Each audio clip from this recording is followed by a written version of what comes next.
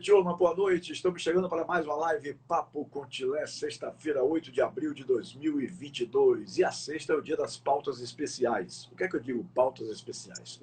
São pautas que normalmente você não acompanha por aí. São poucos aqueles que dão chance ao esporte amador, ao esporte olímpico, hoje na imprensa esportiva, na imprensa especializada, né? Esse foi um fato que me incomodou muito e que, por isso, através do próprio meu filho Leonardo, nós tivemos a ideia, que a ideia foi dele, eu não gosto de pongar em coisas que eu não tive realmente iniciativa, a ideia foi de Leonardo, para a gente fazer essas lives sobre diversos esportes, diversas modalidades esportivas às sextas-feiras, né? Porque assim a gente abre espaço para todos. Antigamente, eu sou de uma época que a TV Aratu, por exemplo, tinha um programa chamado Do Campo do Quatro, que tinha um espaço enorme dedicado ao esporte amador. Hoje você vê 2, 3 linhas na imprensa escrita, né? Poucos espaços na mídia falada, na imprensa falada, enfim. Não estou querendo aqui criticar os companheiros, não, mas como é que pode o pessoal de outras modalidades esportivas que não o futebol profissional? O futebol profissional tem aqui 95% Bahia e Vitória, né? Que os outros todos juntos ficam com 5% restantes. Então, assim, se a gente não divulga, a dificuldade de desenvolver, de ajudar essas outras modalidades a ganhar espaço é muito difícil, fica muito complicado. Bom, o meu convidado de hoje é Alessandro Luz dos Santos, que é o presidente da Federação Baiana de Voo Livre, né? Grande abraço para você, Alessandro. Boa noite, querido. Boa noite, Tilemon. Um prazer estar com vocês aqui nesse espaço aí, nesse podcast aí, para divulgar o nosso esporte aí. É muito bom. Eu digo uma coisa, Alessandro, vocês tiveram muita dificuldade com a pandemia? Sim, bastante. Praticamente a gente não voou na pandemia, né? Então nós paramos o campeonato baiano, né? Não teve o campeonato baiano em 2020. 2021 ele foi de forma muito tímida também, a gente teve dificuldade para concluir o campeonato. E mesmo os voos esporádicos da gente, a gente praticamente não fez, né? Porque as cidades fechadas, né? Por mais que a gente estava no sítio de voo que é aberto, né? A gente podia ir praticar ao ar livre e tal, mas os prefeitos de algumas cidades entendiam que poderia aglomerar pessoas e foi difícil, foi muito difícil a questão da pandemia aí para a gente no voo livre. Vocês conseguem comercializar as atividades do voo livre, Alessandro? Então, assim, esse comércio, assim, tem um instrutor de voo, né? E, na verdade, dá o curso de voo, esse comércio, sim, Não, feito desculpa, para a que pergunta monte. não foi nesse sentido, não. Eu digo assim, Pronto. com a pandemia, né, Sim. muita gente, como você mesmo colocou, muita gente deixou de ter as suas atividades esportivas.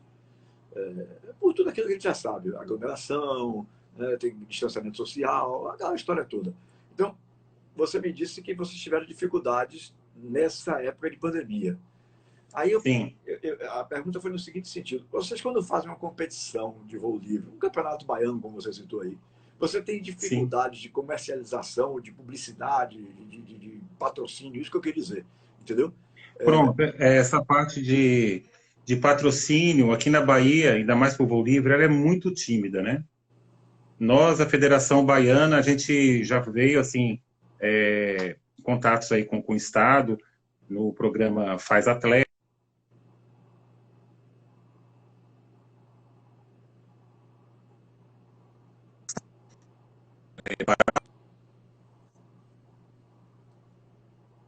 Não conseguiu ainda concluir. Então, assim, salvo engano, um ou dois pilotos assim tem algum patrocínio pessoal da sua própria marca, da sua empresa, tal. Ou é muito tímido aqui na Bahia essa questão ainda. Nesse momento ainda está muito tímido. E o voo livre aqui no estado, vamos falar da capital primeiro, depois a gente amplia sobre o estado. Ele é muito procurado, ele tem uma boa receptividade, ou, digamos assim, é um clube mais fechado por enquanto. Como é que está o voo livre na Bahia, Alessandro? O voo livre aqui, assim, na Bahia ele é muito fraco ainda, né? A gente enquanto federação, a gente vem divulgando o desporto, né? Tentando trazer para cidades próximas, o vizinho onde a gente tem rampas. Tá me ouvindo bem, Tilemon? Que eu tô Estou vendo. ouvindo bem. Deu alguns Tá pequenos ouvindo? problemas de sinal aí, mas tá dando para a gente levar tranquilo. Tá bom. Mas ouvir, eu ouço É... muito bem. Oi? Ouvir, eu ouço muito bem. O som tá ótimo. De vez em quando, alguns Pronto, probleminhas na imagem, mas pronto. dá para a gente levar tranquilo. Pode ficar à vontade, querido. Então, assim, o que acontece aqui na capital baiana é que é o seguinte, nós não temos uma rampa de voo livre na capital, né? Antigamente, há uns 20 anos, mais ou menos 15 anos, se decolava ali do Morro do Gato, né? Que é ali no Cristo, lá na Barra, né? Isso. Uhum. Pronto. Então, assim, muitos pilotos decolavam dali. Quando tinha o vento sul, né? Na direção sul, é a possibilidade que daria para decolar dali, faziam esse voo, decolavam dali, do Morro do Gato, e conseguiam ficar voando ali na encosta, tanto do morro quanto dos prédios, tal, chegando até a Barra, tal. Isso divulgava bastante o esporte na época, né? Que começou a crescer naquela época, né? Mas depois, quando veio para cá a residência do governador, ali para o zoológico ali, foi proibida as decolagens ali por conta do helicóptero, né? Que chega por ali e tal, pode ficar perigoso. Então foi fechando muito ali. Então, assim, hoje praticamente não tem condições de decolar dali.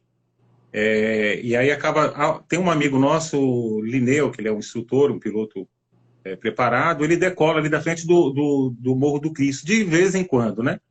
Então, assim, acaba a procura sendo pouca também por conta disso, porque não tem essa grande divulgação. O pessoal vê muito, assim, a outra modalidade, que é o paramotor. Esse aí todo mundo vê na orla, né? É o mesmo processo, né? É uma aeronave também flexível, né? Só que ela leva um motor nas costas. Esse o pessoal vê circulando. Mas em Salvador mesmo a gente não tem rampa de voo. E isso eu acho que faz com que não tenha tanta procura, né, pelo esporte aqui. Nós devemos ter aqui na capital, tá? Só em Salvador. 30 pilotos, eu acredito, no máximo. Não na Bahia toda, tá? Só em Salvador. Certo. E no estado tem essa condição, em algum lugar tem essa condição de fazer o voo, decolar, tal? Ou tem também essa mesma dificuldade que você citou aí, daqui de Salvador, que não pode utilizar ali o Cristo? Não. Pelo contrário, a Bahia ela é muito rica nessa questão de locais para voo, né? Nós temos algumas boas rampas na Bahia, né? Vamos começar aqui pelo Jacobina. Jacobina tem uma rampa fantástica com uma infraestrutura, né, que foi feita, teve incentivo federal e tal, então tem uma rampa muito bem feita, né? Então lá nós temos assim, acho que lá em Jacobina, local mesmo, deve ter uns 15 participantes lá, pilotos, 15 a 20 do local. Tudo Depois nós você temos acredita que tudo em função da rampa, de uma rampa de qualidade, no caso? tem a rampa de qualidade, uma boa divulgação, então lá o esporte vem Uhum. crescendo melhor. Uhum. Em Feira de Santana, nós temos um dos melhores pontos para voo, pouco explorado ainda, né? Que fica ali em Maria Quitéria, Morro de São José. Porque para a gente que faz essa modalidade, o voo de distância, né? A gente pode falar sobre isso daqui a pouco. Esta rampa propicia, a gente decola dela de 300 metros de altura e assim que a gente sobe, né? Com as camadas de ar quente, né? E a gente sobe, vai a nuvem, a gente começa a viajar e tem duas rotas muito bem delineadas, que seria a Estrada do Feijão, né, que é uma linha, não tem nenhum problema na sua nessa rota, e a outra que é a BR 116, que vai para 324, que vai para Jacobina, que é também uma linha, tal. Então assim, passa muita segurança, né? A gente já está tentando trazer campeonato brasileiro para cá, inclusive, né, que hoje muitos são praticados lá em Minas Gerais, em Governador Valadares, né, no Brasil todo, né? Mas justamente por causa dessa condição do Morro de São José. Mas temos outros, temos Santa Terezinha, que fica ali perto de Castro Alves, conhece lá? Não, Santa Terezinha não. Castro Alves, sim. Pronto, fica próximo de Castro Alves, né? É uma rampa muito boa, antiga, né? Da onde nós temos o recorde baiano de lá, né? Então, assim, acho que está em 209 quilômetros, se não me falha a memória, em linha reta, que decola dali e vai pousar lá na Chapada Diamantina, lá depois do Pai Inácio. Nossa. Então nós temos as melhores, né? Essa daí, Jacobina e Feira de Santana, no caso. Pronto, é porque assim, são lugares específicos, mas nós também temos assim, Vitória da Conquista tem uma boa rampa, né? Uma rampa muito. O pessoal de lá, a gente quando vai para lá tem muita facilidade da decolagem lá, porque é quase um campinho de futebol para a gente decolar. Então, por acaso tiver algum erro na decolagem, a gente pode dar sequência, porque é uma rampa que perdoa muito, essa rampa de Vitória da Conquista. Temos também lá em Guanambi, temos uma rampa excelente, que tem uma falésia fantástica de 30 quilômetros de montanha, que dá para você ficar fazendo o entorno dessa montanha, voando, sem depender ainda das forças térmicas, né? Tem, dentre outras, né? Mas essas são as principais. Alessandro, me perdoe aqui se houver alguma pergunta meio sem sentido, porque é um assunto que eu não domino, né? É um assunto que eu não, Tranquilo, fica à não vontade, tenho vamos bater esse papo aí. conhecimento. Mas eu gosto dessas pautas especiais que eu vou aprendendo as coisas, sabe? E eu tenho muito interesse realmente em estar sempre aprendendo cada dia mais. Às vezes a pessoa pensa que já sabe de tudo na vida. Eu estou com 61 anos, vou fazer 62 no mês que vem, e aprendo, sinceramente, aprendo dia a dia, né? E esses assuntos como é que eu poderia dizer? Eu gosto, eu tenho atração por esses assuntos novos, assim, por aprendizado. Então. Mas às vezes o cara pode fazer uma pergunta aqui, quer dizer, o cara sou eu que estou falando, pode fazer uma pergunta meio sem sentido, né? Justamente por falta de um maior conhecimento a respeito do tema. Mas como é que funciona o voo livre? Você falou aí de rampas, né, de condições climáticas, alguma coisa mais ou menos nesse sentido, se eu peguei a palavra certa, tá? Para ter o início do voo. Como é que, na verdade, como é que funciona? Você que é uma pessoa que é conhecedor do assunto, como é que você esmiuçaria isso aí para mim? Como é que funciona o voo livre? Pronto, nós temos primeiro assim, a questão do parapente, né? É uma asa flexível, né? É um tecido, né? Que tem duas camadas, que a gente chama, né? O extradorso e o intradorso. Dentro dela faz lá as células e quando nós puxamos, tem um conjunto de linhas, 9 metros de linhas, assim, são muitas linhas que puxam ali. Tem os bordos de ataque, bordo de fuga. Tentando falar entre nome técnico e o comum, tá? Quando nós puxamos isso... poder entender, né? Pronto. Quando nós puxamos essas linhas contra o vento, o que acontece? O ar entra e ela se transforma na asa, né? E isso ela sobe para a nossa cabeça. E nesse momento nós temos uma asa sobre nossa cabeça. A partir daí, a gente dá alguns passos e já entramos em decolagem. Decolamos de montanhas, tá? Provavelmente, quase sempre de montanhas. E entramos em voo. Pronto, essa é a primeira parte. Aí talvez você queira saber como que a gente consegue fazer o voo, permanecer voando, distância, né, tal. Então, como funciona? A partir do momento que a gente decola de uma montanha, vamos lá, 300 metros, vamos falar lá de São José, decolou 300 metros. A nossa capacidade de planeio na asa é mais em torno de 10 por 1. A cada 10 metros voado, eu perco 1 descendo. Né? Vai chegar um ponto que a gente vai até o chão. Acontece que existe duas formas de permanecer voando. Uma é o que a gente chama de lift. Então, assim, nós temos a montanha na nossa frente, e assim que a gente decola, se a gente ficar nessa parte da montanha, na frente da montanha, e não sair daqui, o vento vai bater aqui e vai soprar para cima. Como a gente não sai dessa parte, a gente não desce. Então, porque o vento passa a soprar para cima. Então a gente fica voando aqui. Isso é um voo chamado voo de lift, voo de falésia, o pessoal fala, né? E aí a gente passa horas ali na frente. Isso acontece muito no Rio de Janeiro. O pessoal decola lá do morro, lá do Rio, e fica voando horas, vai lá e encosta de novo. Estão sempre voando ali na frente do Rio de Janeiro, né? É o que a gente não tem na Bahia, né? Essa montanha na frente da praia, né? Senão teria muita gente voando aqui. E aí, o que acontece? Fora isso, e agora vamos entrar nessa parte aí do voo de distância. O que acontece?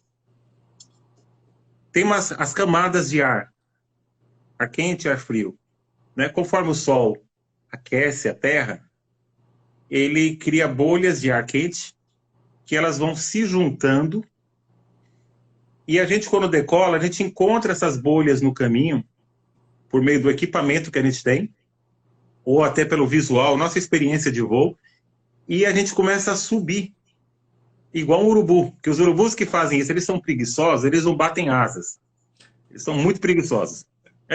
Que lá aí no interior o pessoal gosta de falar que o urubu, quando tá girando, que ele encontrou uma carniça, né? Tá lá, tá sobrevoando ali a carniça e tal.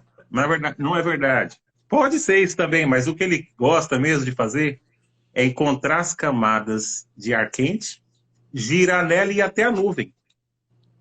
Então a gente faz o mesmo processo. A gente encontra essas camadas de ar quente nos nossos sítios de voo, sobe girando até a nuvem, muitas vezes até com os urubus também, viu? Outros pássaros também, a gente sobe com eles.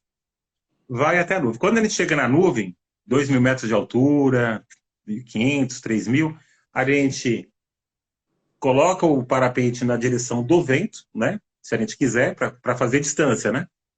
E o vento começa a nos ajudar a andar mais rápido. Só que a gente começa a perder de novo. 10 perde 1, 10 perde 1. Então, a gente está lá com 2.000 metros, a gente vai voar pelo menos uns 20 quilômetros. Só que no caminho, a gente vai mapear novamente para encontrar uma nova zona de ar quente e subir de novo. E com isso, a gente consegue fazer longas distâncias com parapente. Fazendo esse exercício entre subir e descer. É fantástico, é uma coisa assim...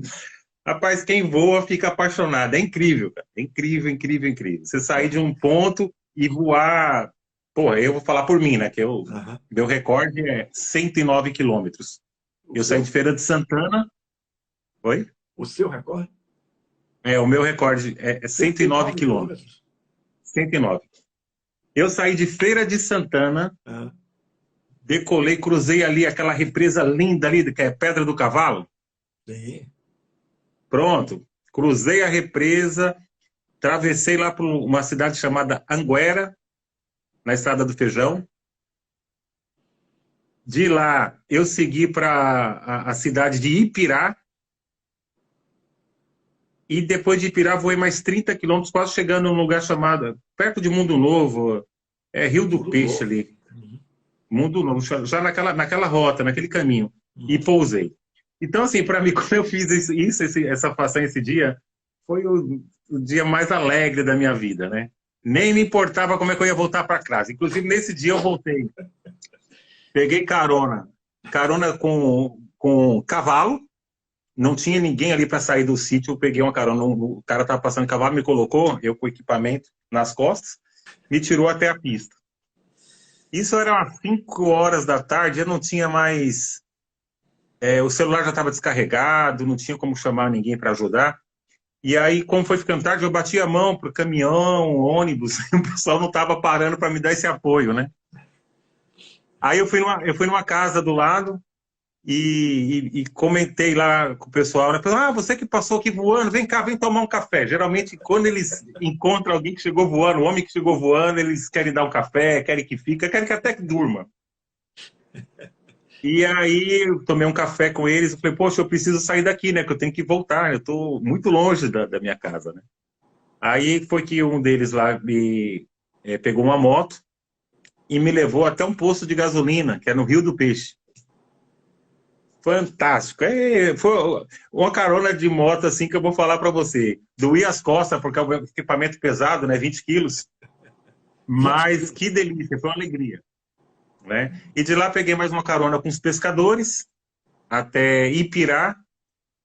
E quando cheguei em Pirá, eu fretei um carro até Feira de Santana para voltar para casa. Nesse dia, eu cheguei em casa meia-noite, né? E esse dia deu trabalho para chegar em casa. Há Mas é quantos mais ou anos você menos isso. pratica, Alessandro? Eu sou piloto há 8 anos. 8 anos. É. E como foi que você decidiu começar a praticar? Bom, acho que vem do início, assim. Eu morei numa cidade chamada Piatã, né? Na verdade, isso não tem a ver ainda com o voo, mas lá em Piatã, não sei se você conhece, é a cidade mais Não, alta da Bahia, não, não conheço, não. né? Então tem uma montanha na frente, linda, coisa incrível, né? Eu lá, com 12 anos de idade, subi essa montanha lá com um amigo Maridalto. Se tiver aí, dá um salve aí, Maridalto. E a gente subia essa serra toda, acampava na Semana Santa, né? Lá em cima, no final do morro, na parte alta, então você tem uma visão fantástica, que você consegue ver Mucugê, Rio de Contas, a Baíra, né? E eu lembro que num desses dias que nós subimos, tinha aquele vento relativo batendo, e a gente brincava de colocar o peito assim, parecia que o vento segurava a gente, né? Pra gente não cair. E nossa, a gente falava sobre isso, nossa, como seria gostoso se a gente pudesse voar, né? Nesse voo, porque a vista lá em cima é incrível, né? Fantástica. E aí sempre foi saindo assim essa vontade de voar. E o meu primeiro voo foi de bicicleta, viu, Tilemon? De bicicleta. É. Eu tinha uns 13 anos lá nessa cidade de Piatã. E aí o que aconteceu? Eu eu sempre fui muito destemido assim, né, com as coisas. Eu gostava, eu sempre fui aventureiro, né? E lá colocaram, tava fazendo um calçamento lá da rua, colocaram um caminhão de terra e a gente pegava e passava com a bicicleta por cima do caminhão, da terra, do morrinho e descia. E aí um amigo lá, o Natan, eu gostava de brincar, não sei se você assistiu aquele filme Michael Knight Kid, Não. a super máquina. É um carro que voava e não sei o que e tal. Eu gostava de brincar e fazer, vamos lá, Kit. E aí esse amigo Natan, ele, Alessandro, eu quero ver se é bom mesmo, desça lá correndo e salte o morro e não freie. E aí eu desci Nossa. com velocidade, eu era destemido, eu desci. Ah, Tilemão. Quando chegou no morro lá, a bicicleta deu 3 giros no ar. Foi da altura dos fios. Por sorte, deu tudo certo, bateu com as rodas ao chão e, Nossa e Senhora. deu sequência, né? Então, assim, eu sempre fui muito aventureiro, né? Mas, assim, começou mesmo em 2000, acho que foi 2012. Eu fui para o Peru, lá na capital mesmo, em Lima. E tem um povoado lá chama Miraflores. Ela fica de frente para o mar, né? Tem uma falésia linda ali de frente para o mar. E aí eu fui para lá, tem o maior shopping a céu aberto do mundo, né? E aí a gente estava nesse shopping, almoçando e tal. Aí quando eu olho para cima, o pessoal passava de parapente por cima do shopping, porque não tinha teto, lá não chove. Lá não tem teto esse shopping. E eu achei eu fiquei aquilo incrível. Eu falei, meu, como pode? Eu quero fazer isso também e tal. E aí, sem saber nada, sem saber o que era um parapente, já tinha visto em televisão, asa delta, parapente, mas pô, nunca tinha despertado. E aí, naquele dia, eu fui lá onde estava saindo os voos e pedi lá para fazer um voo junto, lá que é o que a gente chama de voo duplo, né? É o tipo voo comercial, tal, voo de aprendizado, né? E aí, quando eu voei, aí, como diz o pessoal, descobriu por que os pássaros cantam, né? E aí, aquele voo foi incrível, porque naquela parte ali do Peru, aquela encosta é linda, com os prédios na frente e tal, passando do lado dos prédios, do lado das piscinas, tal, eu achei incrível. Eu falei, quando eu voltar para o Brasil, a primeira coisa para fazer é fazer esse curso aí de voo e quero aprender isso aí. Aí foi o meu primeiro contato com o voo livre, foi aí. Uhum. E você chegou a fazer esse curso? Fiz, tem que fazer. Fiz o curso, tinha uma pessoa que dava o curso em Salvador, ali do lado do Aeroclube. É um cara de São... Pô, não estou lembrado do nome dele aqui agora. Ohara, um japonês. E aí eu marquei algumas vezes para fazer o curso com ele, acabei não indo e tal. Enfim, acabei no futuro conhecendo outro instrutor, o nome dele é o Portuga, deve estar aí assistindo aí. Encantador de voos aí. E fui fazer o curso com esse instrutor, é meu amigo hoje. E aí foi incrível, né? Nunca mais deixei, e hoje é uma coisa que eu não consigo tirar da minha vida. É incrível. Muito bem. Alessandro, você se referiu aí a equipamentos que você tinha nas costas, 20 quilos. Só que você contou a história do voo de 109 quilômetros, né? Aí, quais são os principais equipamentos para a prática do voo livre? Bom, o principal é o velame, né? A vela, que a gente chama de vela, que é o parapente em si, né? Aí nós temos uma cadeira, que é porque a gente vai sentado, né? As cadeiras hoje tem uma, que é a cadeirinha de iniciante, é bem sentado, a cadeira já para pilotos, para fazer voos de distância, ela já é quase côncava, a gente vai quase como se fosse na poltrona do sofá da sua casa, Tilemon. Então tem essa cadeira, ela é incrível, porque a gente não fica cansado lá em cima, né? A gente está voando e não sente muito cansado. Então nós temos a cadeira, temos o velame, nós temos que ter um capacete bom, né, para voo livre, tá? Tem que usar o capacete correto, né, por conta da segurança. Às vezes a pessoa aventura colocar um capacete e outro de skate ou de outra coisa, mas quando tem problema acaba machucando, então não é bom. Temos os equipamentos de navegação, que é um variômetro e um GPS. O variômetro ele fica apitando para mostrar para a gente se a gente está subindo ou se a gente está descendo. Então, se eu começar a subir, ele começa a apitar. Pi, pi, pi, pi. E se eu começar a descer, ele dá um sonoro diferente também para a gente saber que está descendo muito rápido, né? Então, para a gente saber quando está subindo, está descendo, para a gente tomar as atitudes no voo. O GPS é para a gente se localizar, né? Saber se a nossa velocidade com relação ao solo, qual a nossa altura, né? E é muito usado também para campeonatos, né? Para fazer a prova. Porque a prova ela é toda virtual, né? Então, assim, nós vamos atingindo os pontos que a gente delimita antes para a gente passar. E nesse cross-country ganha quem fizer todos os pontos primeiro e chegar no gol primeiro, né? A bota, né? Uma bota apropriada para o voo. E o paraquedas de reserva. Esse não pode falhar, viu? Esse tem que ser bem dobrado. Quem dobra o meu é o Portuga. Ele que não dobra direito, não. Porque, o pessoal vai atrás dele aí, viu? Porque, graças a Deus, não tenho vontade nem de usar. Eu não gosto de paraquedas. Mas ele tem que funcionar. Se precisar, tem que puxar e ele tem que segurar a gente, entendeu? Praticamente os equipamentos são esses. Uma luva também, né? Luva é muito importante. E é um esporte caro? A compra desses equipamentos é de um valor considerável? Como é que você define? É caro, sim, é caro. Eu considero caro, porque assim, hoje, só um velame, ele custa em torno aí o nacional, que é da Sol, Paraglider, tá em torno aí de uns 16 a 18 mil reais, só o velame. Nisso ainda a gente tem uma cadeira que vai custar uns 3, 4, 5 mil, ou mais, chega até 10, né? Nós temos um paraquedas de reserva, que custa aí 3, 4 mil também. Mais os equipamentos de navegação, que está aí na casa dos 4 mil. Nada, no mínimo, aí você vai gastar novo 30 mil reais. Então, assim, acho que todo esporte os equipamentos são caros, né? Mas, por exemplo, a bicicleta. O pessoal, a bicicleta também é cara, né? Bicicleta de carbono, 40, 50, 80 mil. Tá, mas se você quiser ir nas casas aqui no Extra e comprar uma bicicleta de 800 ou R$ 1.000, você compra. Né? O parapente, não. Estava até vendo a reportagem sua lá com o menino do kitesurf, pequeno, e o kite é um pouco mais barato, né, do que o parapente. O parapente eu acho caro.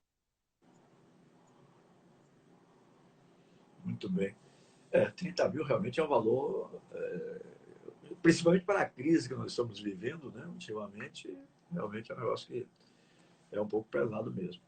Agora, eu estava pesquisando antes, como eu falei, Alessandro, quando eu não domino muito bem o assunto, eu tento pesquisar alguma coisa, né? E aí encontrei lá uma colocação que eu tentei clicar para abrir, para ler a resposta e não encontrei. Então eu fiquei na curiosidade. Deixa eu ver se você me define o que é isso. O que é que se defere ou se associa o voo livre do balonismo? O que é que significa o balonismo?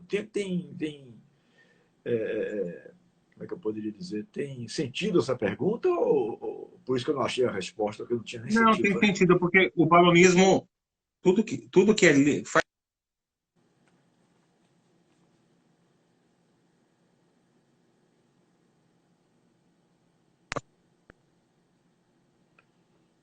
Deixa.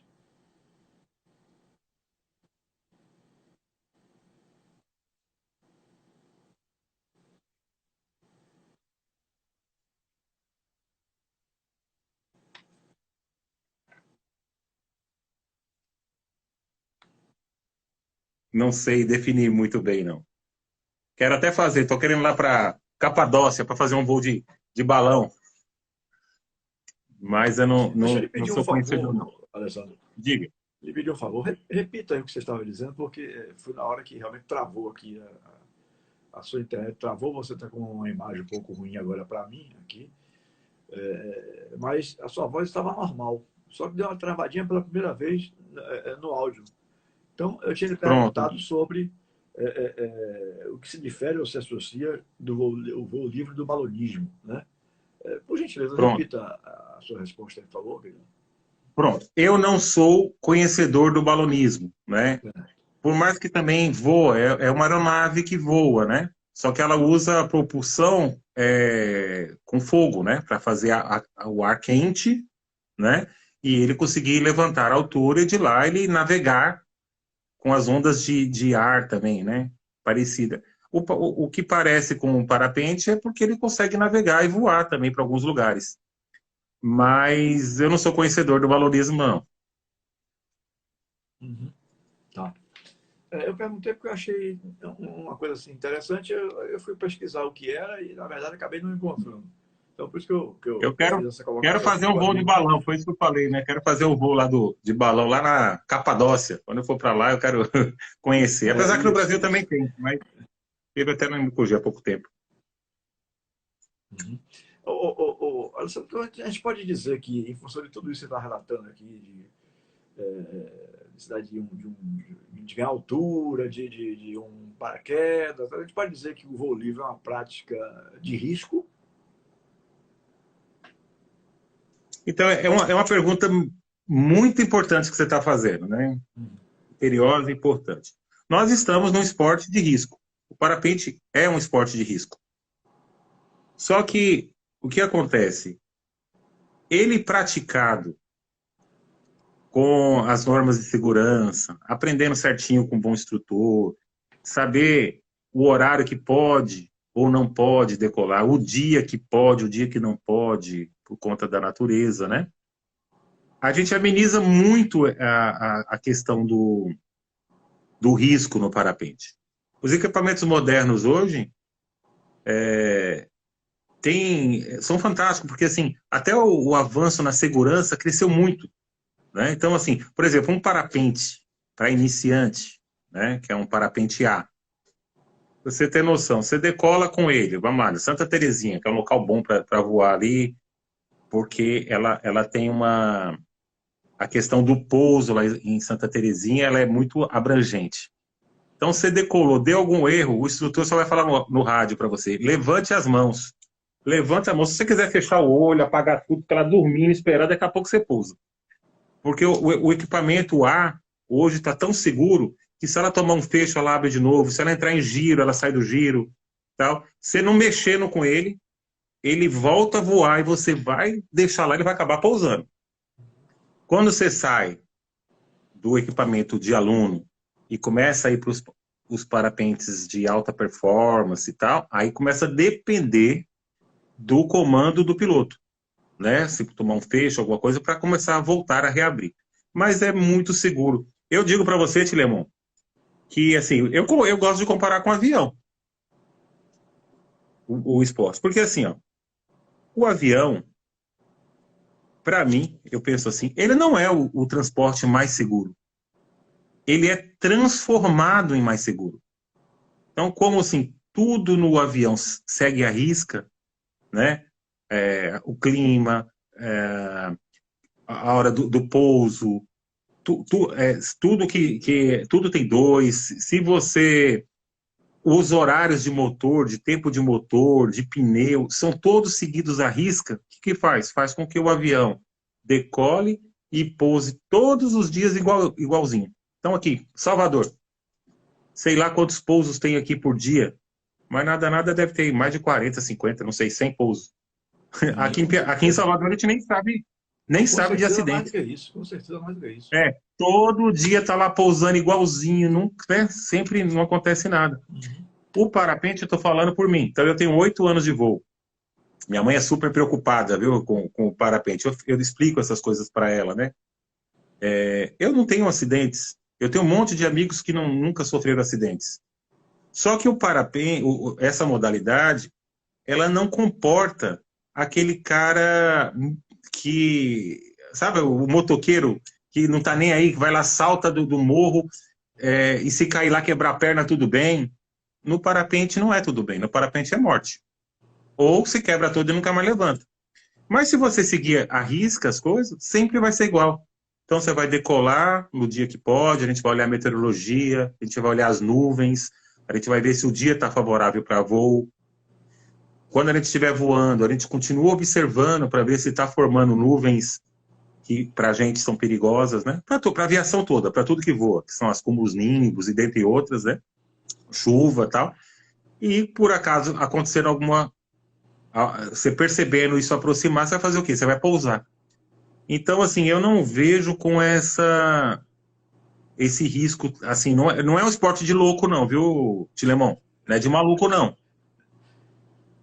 Eu falo para você que eu mesmo, assim, lá na cidade de Piatã, eu tenho uns amigos lá e assim, o pessoal, pô, por que você não decola aí da Serra? Né? O piloto há 8 anos, tal, decola, tal. Voa em tantos lugares. Porque não oferece as condições. Então você vê que não é de louco. Se eu decolar, vai dar certo, Tiremo. Vai lá voar, vai pousar lá, todo mundo bate palma.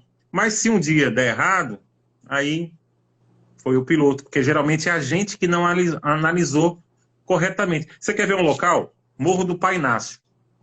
Conhece lá, Tilemão? Ainda não fui, não, mas já ouvi falar muito. Pronto. É um cartão postal aí da Chapada Diamantina. Eu já voei uma vez lá, já fiz um voo lá. Só que às vezes você voa, porque eu era mais novo e tal. Ah, porque quero voar no Pai Inácio. Né? Até quem tiver piloto aí já sabe que para eu voar.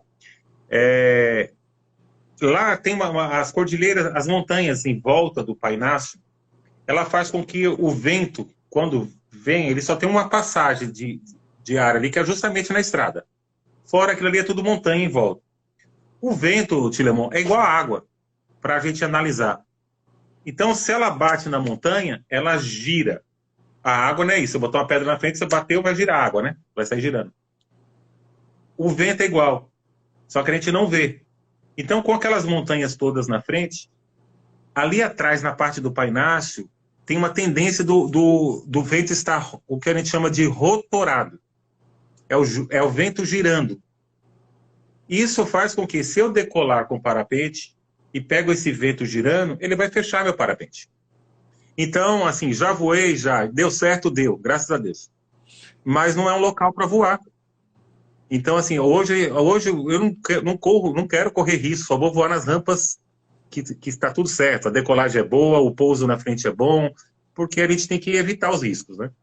Já voei lá no Capão, conhece lá o Capão, Vale do Pati? Não foi ainda não, né? Não. Incrível, local fantástico ali para voo. Você voa ali no Vale do Pati, tem um amigo lá, o Buirá, que voa lá, faz voo duplo lá também. Você pega essa cordilheira e você faz 10, 15 quilômetros na cordilheira voando, sem descer e ficar observando o Vale do Pati dali. É incrível, Timão. É fantástico. E com toda a segurança, tá? Tem uma pergunta interessante aí agora. Renata underline Urg, me parece. Não é possível Sim. voar na Serra de Piatã? Deixa eu puxar aqui que subiu para aí, só um instante. Pronto. Não é possível voar na Serra de Piatã? Tem algum lugar na Chapada que seja favorável? Então, minha amiga Renata, Obrigado, Renata. veja só. Piatã dá para voar sim da Serra de Piatã. Acontece que para voar em Piatã, a gente tem que colocar o equipamento nas costas, subir a serra inteira, que essa serra ela é muito alta. Piatã é a cidade mais alta da Bahia. E nós, lá no cume, tem aí pelo menos aí uns 400 metros de desnível. E assim, não é uma trilha fácil para subir a serra. A primeira parte sim, mas a segunda não. Então, assim, quase uma expedição para subir lá, para voar de Piatã. Porque a gente depende do lado para voar. O lado correto que é decolar, ela conhece lá, então eu vou falar preciso. É o lado lá para Mucugê, olhando para Mucugê, olhando para a Baíra, olhando para Rio de Contas. Tem que decolar de lá. Enfim, só que o voo não é uma aventura que vai dar certo chegar lá subir. Então a gente vai subir, vai gastar 2, 3 horas para subir. Quando chegar, vai olhar se vai poder decolar ou não. E se não puder, vai ter que voltar com tudo nas costas. Então, assim, faz com que a prática do voo em Piatã dificulte. Por isso que eu não decolei ainda de lá. Decolei de uma outra montanha, de uma outra frente, num dia que o vento estava numa posição que não habitual, que é o vento de oeste. Eu consegui decolar, mas também não gostei. Mas o vento, a decolagem correta para Piatã, ela depende de muito esforço, né? Então, assim, por isso que não é feita. Mas dá para decolar sim. E lá em Ouro Verde, Renata, não explorei ainda, quero ir lá explorar, mas na montanha ali falei o nome aqui, a serra, dá para decolar também. Mucugê eu já voei, né? Voo fantástico ali no Mucugê. Então é isso, está respondido aí para Renata. Uhum. Aproveitando a presença de Renata, de Suzana, também que está aí nos assistindo, liguei a participação das duas a essa pergunta. Há mulheres praticando voo livre na Bahia? Alessandro, que você tem conhecimento? Sim, sim. Aqui nós temos por exemplo, hoje nós temos a nossa campeã baiana de voo, a Marilda. E tem outras mulheres, sim. Temos lá em Vitória da Conquista, tem acho que 2 que praticam. Nós já tivemos campeã brasileira, Tilemon, aqui da Bahia, que é a Claudinha. Ela em 2015. 2015, Claudinha ganhou como campeã feminina do Brasil, né? Então tem sim pessoas praticando. Tem outras que entraram e por algum motivo desistiu, mas a Marilda está ativa. A Marilda tem voado aí mais que muito homem aí. Marilda é campeã aí baiana, mas não é por acaso não. Ela tem voado ali 30, 40 quilômetros ali em Santa Terezinha com frequência. Ela e o esposo dela. E é fantástica a história de Marilda pelo seguinte: Marilda voa e Carlinhos voa. Marido e mulher, né? São pessoas que eu gosto muito de coração, assim, pessoas fantásticas, pessoa de Deus ali, maravilhosa. O dia que Marilda voa, Carlinhos vai no resgate para buscar a mulher. Aí a Marilda pousa lá em Itatim, aí Carlinhos vai lá e busca a Marilda. No outro dia, é dia de Carlinhos. Aí Carlinhos voa, Marilda vai buscar. Só que aí Carlinhos Legal, um né? pouquinho mais, Marilda rende. Então temos sim, e fantástico. A guerreira do voo aí, vou até aproveitar, acho que ele não está aí, fazer um salve aí para os dois, né? O Marcelo, que é da Asa Delta, ele é um cara que já passou aí pontes de safena, várias questões assim de saúde, e ele tem feito uns voos assim longos, né? Já fez, né? Ele decolou lá de Santa Terezinha, ele pousou lá em Mucugê, Tilemon. Ele quase chegou na minha cidade lá de Piatã. E quem vai atrás é a mulher. A mulher pega o carro e, ó, é o resgate dele oficial. Perna. Que legal. Pratico o Então esporte temos sim, esportivo. as mulheres têm feito um papel bacana, assim. Porque o voo, Tilemon, vou falar logo, aproveitar, ele não depende de tanto esforço físico. E isso é fantástico, porque, assim, meus amigos de voo, todos têm idades... a idade, ela não trava o voo. Então, assim, tem todas as idades. E os maiores, assim, até por ser um esporte caro, os mais... a gente não chama de velho, que lá no voo todo mundo é irmão e todo mundo, a gente se acha todo mundo da mesma idade, sabe? Mas temos de todas as idades e os mais velhos predominam até. E voam mais do que... Voam de igual para igual. O que depende é conhecimento meteorológico, equipamento bom e habilidade. Só. Não tão o esforço físico. Tá? Então, é uma coisa lógica, claro, se entender de que as condições climáticas é um fator, um aspecto da maior importância, né?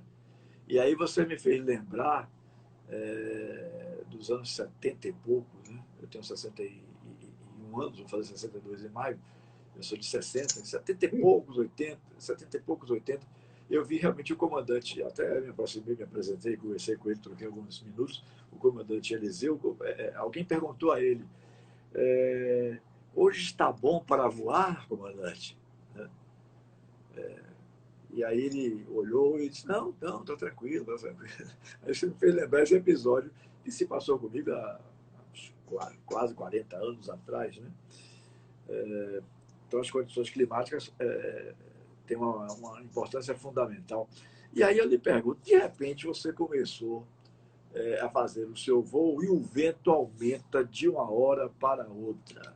Aí o que é que se faz, Alessandro? Então, como a gente diz, assim, a natureza não dá precalço, né? Não é do nada que as coisas acontecem, né? Nós, observadores da natureza, para poder voar, para o vento aumentar, e isso antes disso, as nuvens estão mudando, elas estão modificando os formatos, e a gente está vendo que aquilo ali vai tendenciar para ventos fortes, tá? Então, antes você está vendo. Então, assim, nisso chega a questão da chuva, se vai entrar chuva ou não, observando as nuvens. Mas vamos colocar aqui o vento, que o vento a gente não analisa tanto. O vento aumentou. Mas aumentou de uma quantidade que o parapente não consegue mais penetrar no vento. Até um vento aí de 40 km por hora, a gente está ainda penetrando um pouquinho. Quando passa de 40, a gente começa a voar para trás. Se a gente encarar o vento. Ok? Então, o que acontece?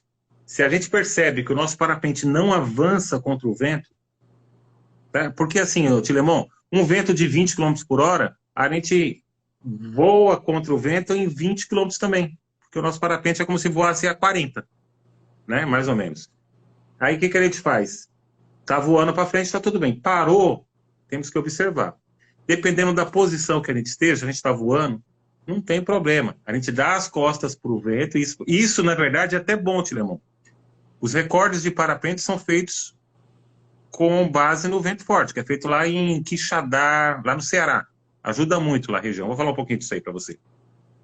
Então, a gente dá as costas para o vento e passa a voar 70, 80, 90 km por hora. E a gente vai embora. A questão vai ser a hora que a gente for precisar pousar. E aí a gente vai ter que usar nossa habilidade, se isso acontecer, para ver qual a melhor forma de pousar com vento forte, tá? Para virar imediatamente quando estiver para próximo, para tocar o chão, como derrubar o parapente, como matar o velame rápido e tal. E se não der nada, não der certo, nós vamos para as nossas esponjas, que são as árvores. As árvores dificilmente vai matar uma pessoa, Tilemon. Joga para cima das árvores, vai se enrolar todo lá, segura lá e tal. Não tem acontecido, eu estou falando isso só para cargo de conhecimento, tá? Você falou uma pergunta assim, como pode se aumentar e tal. O recorde, Tilemon, já que você falou de vento, nós temos, eu falei do meu recorde que é de 100 km, né? 109. Mas em 109. Em 2019, Marcelo Pietro, Rafael Barros e Rafael Saladini, recorde brasileiro no Ceará, decolando de Itacima. Eles foram pousar quase lá na Amazônia. São 582 quilômetros em linha reta. Nossa Senhora. Isso aí foram longe, viu? Eles decolam assim, 7, 6 da manhã, guarda a melhor condição para poder sair, e os ventos aumentam, ficam esses ventos fortes aí de 40 quilômetros por hora, que ajuda eles a andarem mais rápido. É lógico que eles têm as velas de alta performance, né? São as velas que andam muito rápido mesmo, né? Tirante duas linhas e tal, elas são muito rápidas. E aí consegue alçar esses voos gigantescos. Para você ter noção, Tilemão, o cara, para buscar um piloto desse, de carro, tem que ser bom de volante. Porque se o cara andou 582 quilômetros, no carro ele vai andar quase 1.000. Então, assim, o cara tem que ser bom de localização, de GPS, de como fazer. Então, assim, lá no Ceará, quando tem os campeonatos de distância, nossa, vira a febre lá para ver quem é que vai buscar os pilotos, né? Porque tem que ser rápido, porque tem que chegar junto com o piloto para trazer ele de noite para no outro dia ele decolar de novo. Tem uma participação interessante também de Cláudio Sertanejo. Boa noite. Para fazer um voo, é necessário informar o... me desculpe a ignorância do macaco, mas eu acho que ele está falando DCEA, né? Sim. Desse departamento. Como? Então ele está dizendo, boa noite, para fazer um voo é necessário informar o DCEA e ter a autorização deles? Então, hoje, como funciona? A gente, para voar, em primeiro lugar, a gente tem que tirar o certificado da ANAC, primeiro para ter autorização, né? Então, se você não tem hoje o certificado da ANAC, você você não pode voar. Se você for pego, você pode até perder seu equipamento e pode ser preso, né? Primeiro ponto, porque a ANAC colocou essa questão porque as pessoas às vezes não conheciam espaço aéreo, né? Então, assim, primeiro ponto é você ter a certificação da ANAC. Nossas rampas aqui, algumas delas, nós temos o que a gente chama de NOTAM, né? Nós temos um espaço fechado para que a gente possa praticar o voo livre. Nesse espaço, quando os aviões saem, já sabe que aquele local, eles vão fazer a carta deles de voo, tirar RSBR, já sabe que aquele espaço lá tem essa prática de voo. Então, assim, tem que ter essas autorizações. Você vê que a gente voa em Brasília, Tilemon. Eu participei em 2018, Tilemon. Eu fui para Brasília, Campeonato Brasileiro. São 150 pilotos, 143 pilotos. Uns 100 do Brasil e os outros de fora, de outros países. A gente voa todos juntos, aquele monte de piloto, né? E aí, lá consegue essa autorização, viu, Cláudio? O primo Cláudio aí. Consegue a autorização essa NOTAM para que a gente possa decolar dessa área. E lá entra mesmo no espaço aéreo mesmo, mas aí tá fechado ali para a gente. São barreiras virtuais.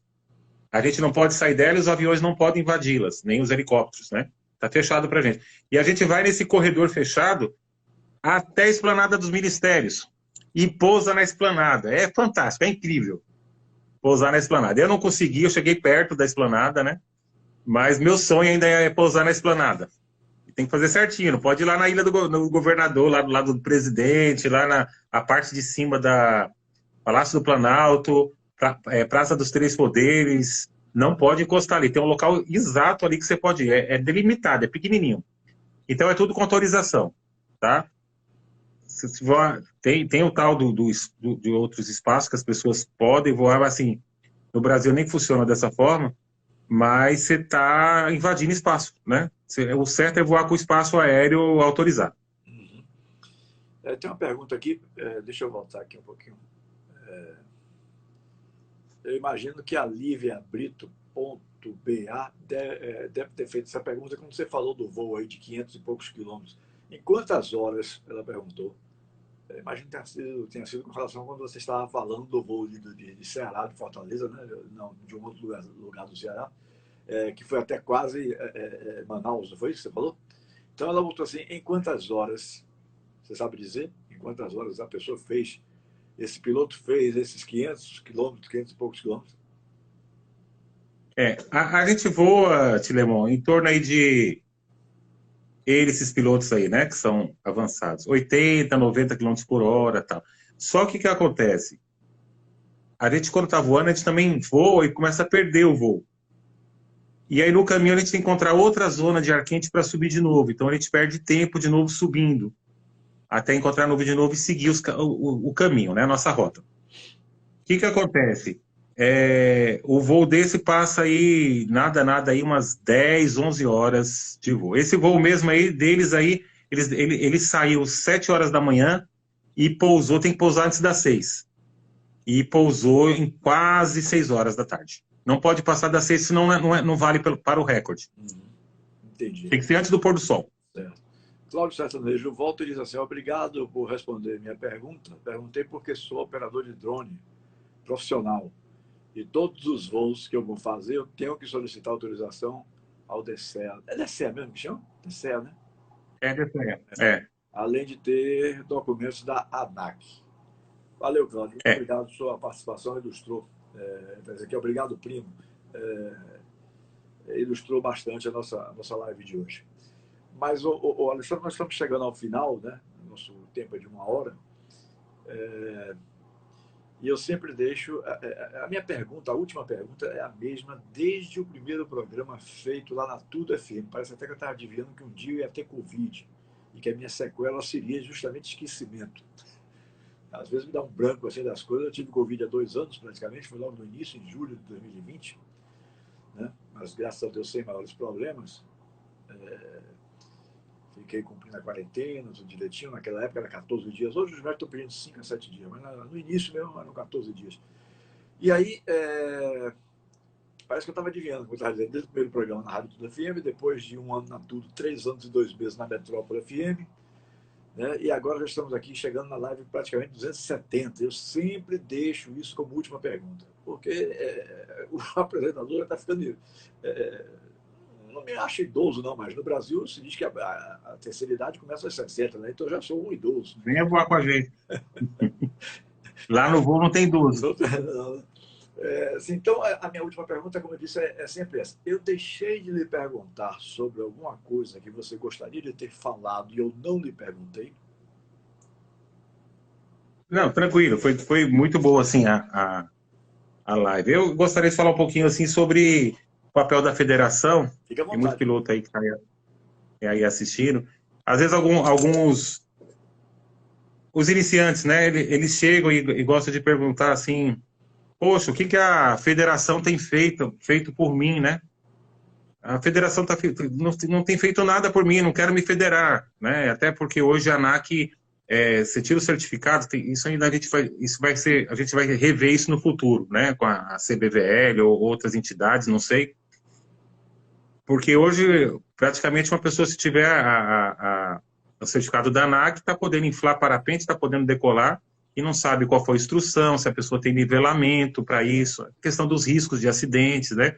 Agora mesmo fechou o Morro do Moreno, lá no Espírito Santo, porque um cara decolou e não sei qual motivo, não sei se ele também se ele é habilitado para essa prática, ele caiu lá em cima de uma casa, né? Pousou lá, quebrou vidraça e tal, a ANAC chegou lá e fechou o local, então não decola mais o Morro do Moreno. Mas isso por quê? Às vezes não está criando a estrutura de formar os alunos, de fazer bons pilotos e tal, e as pessoas estão invadindo de qualquer forma. Não sei se foi esse o caso, né? A ANAC só tem feito isso. Ela fecha ou não fecha o espaço aéreo. Enfim. E aí tem muitos que chegam e falou, essa semana mesmo tem um amigo que chegou e falou assim, pô, o que a Federação Baiana tem feito por mim? E aí até pega o gancho lá do Pequeno, que falou para você que não tem federação de kitesurf aqui na Bahia, né? Uhum. Então eu quero deixar isso claro aqui para as pessoas. A federação, ela é uma entidade para desenvolvimento do desporto. É isso que ela faz para os pilotos. Então ela cria os campeonatos, né? Para que a gente possa participar. Nós temos aqui, ano passado foi o Pablo e o Portuga, né? Para o campeonato. Esse ano foi o Pablo, está lá no Campeonato Brasileiro, né? Disputando. Eu já fui em 2018 disputar o Campeonato Brasileiro. E esse é o papel da federação, é desenvolver o desporto, né? Então, a federação é importante para que ele te divulgue, para que a prática do voo, a gente consiga trabalhar ela para que ela seja com mais responsabilidade e tal. Então, esse ponto. E outra questão que eu queria aproveitar, Tilemão, tem quanto tempo ainda, Tilemão? Não, só estou esperando você concluir. Mas já encerrou, então. Não, o tempo que eu utilizo é de 1 hora, então já se extrapolou 1 hora, mas o convidado fica à vontade, se quiser falar mais alguma coisa, pode ficar tranquilo. Então, pronto, não. Então, vamos concluir. É a questão, assim, sobre risco, que eu ia falar mais um ponto, Fique à vontade. que é... Pronto, já vou concluir, então. É a questão do o aluno que chega, né, vai aprender o voo, e o voo é fantástico, o voo é incrível, né? Então, assim, a pessoa chega meio com precaução, tal, para aprender. Até ela fazer o primeiro voozinho dela. Medo, tal, eu tenho medo, todo mundo tem que ter medo, o medo é que segura a gente. E aí ela faz o primeiro voo, depois faz o segundo. Daqui a pouco, como eu falei para você, que é um esporte assim, que não é tão pesado, é um esporte leve e tal, às vezes acontece de quem está chegando não querer seguir mais o tempo para conhecimento, meteorologia, o equipamento e tal, e aí começa a achar que pode avançar demais sem conhecimento. E assim, leva muito tempo para que a gente tenha um bom conhecimento do que é o voo livre, né? E tem que ser respeitado. Quando não respeita, a tendência de acidente grande, né? Mas se seguir direitinho, Tilemão, é um esporte fantástico, incrível, muito seguro, né? E tá aí. Quem tiver vontade de conhecer, pode entrar no meu Instagram aí, pedir para marcar um voo duplo, tem eu que faço, o Portuga tá aí também, o Portuga faz. Tem o Ney, que é a Asa Delta, lá em Santa Terezinha, faz também um voo duplo para as pessoas conhecerem o que é o esporte. É seguro, vai voar, vai dar risada, vai ficar feliz, vai pousar e vai voltar para casa feliz. Porque feito com pessoas responsáveis, é isso que a gente tem. É só alegria.